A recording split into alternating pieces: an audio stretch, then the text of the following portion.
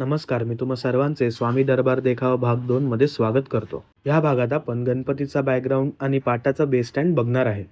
चला, तर मग सुरू करूया. सर्वप्रथम मी आपल्याला बेस स्टँड कसा बनवायचा आहे याचा विचार करून त्याप्रमाणे एक डिझाइन तयार करून घेतली.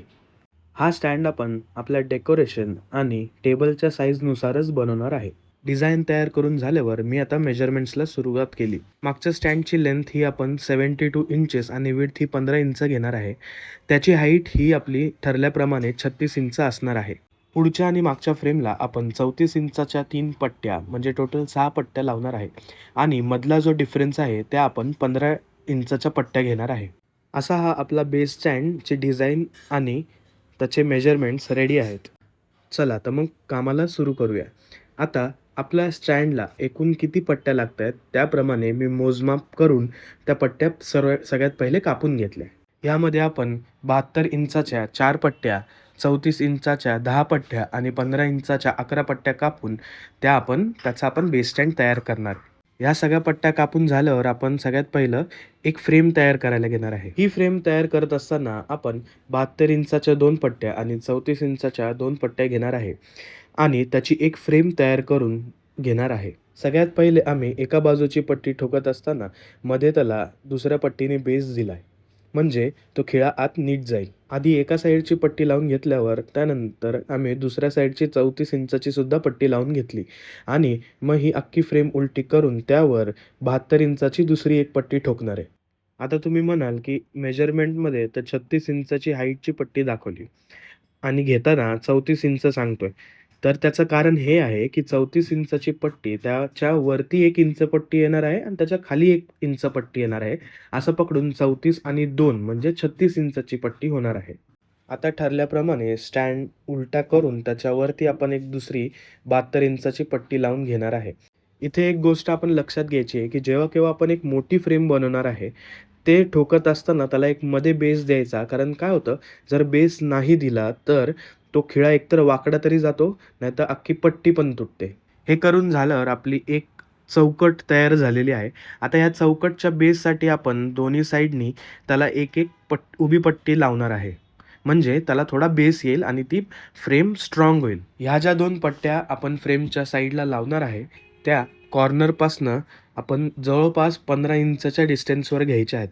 म्हणजे दोन्ही साईडनी 15 इंच जागा सोडून मग या पट्ट्या लावायच्या आहेत.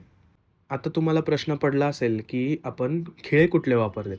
तर बॅटमच्या केसमध्ये आपण हार्डवेअरच्या शॉपमधनं खास जे बॅटमचे खिळे असतात ते आणून या पट्ट्यांना ठोकले आहेत. हे करून झाल्यावर आपली एक फ्रेम तयार झाली. अशा आपल्याला 2 फ्रेम तयार करायच्यात. आता या दोन्ही फ्रेमला जॉइन करण्यासाठी आपण मध्ये 15 इंचच्या पट्ट्या लावणार आहे.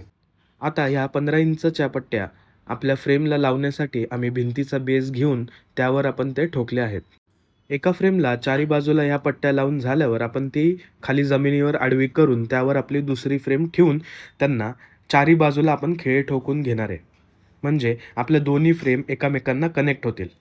दोन्ही फ्रेम ह्या बरोबर एकमेकांसमोर ठेवून त्या व्यवस्थित बसल्या आहेत का हे पाहूनच त्यांना ठोकायचं आहे. नाहीतर काय होईल, मागची फ्रेम थोडी जरी हलली तरी त्या तिरक्या होऊ शकतात.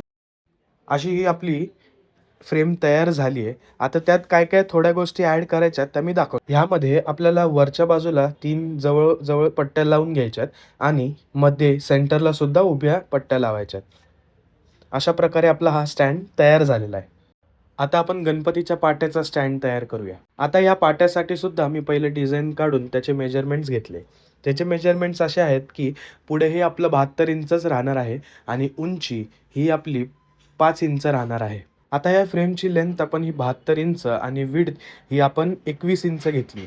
त्याप्रमाणे आपण 2 फ्रेम तयार करून घेणार आहे आणि नेहमीप्रमाणे मध्ये त्याला 5 इंचाच्या पट्ट्याने जॉईन करून घेणार आहे. ह्या फ्रेममध्ये आपला गणपतीचा पाटासुद्धा येणार आहे. त्यामुळे आपण गणपतीच्या साईजनुसारच ही फ्रेम तयार केलेली आहे.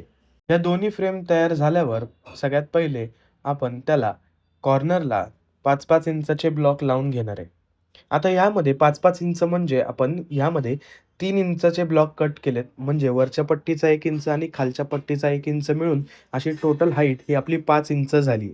अशा प्रकारे आपला पाटाचा स्टँडसुद्धा तयार झालेला आहे आणि दोन्ही आपले गणपतीचा बॅकग्राऊंड आणि पाटा याचे दोन्हीचे बेस स्टँड तयार झालेले आहेत. हा भाग कसा वाटला कमेंट्समध्ये नक्की सांगा आणि आवडल्यास सबस्क्राईब करायला विसरू नका.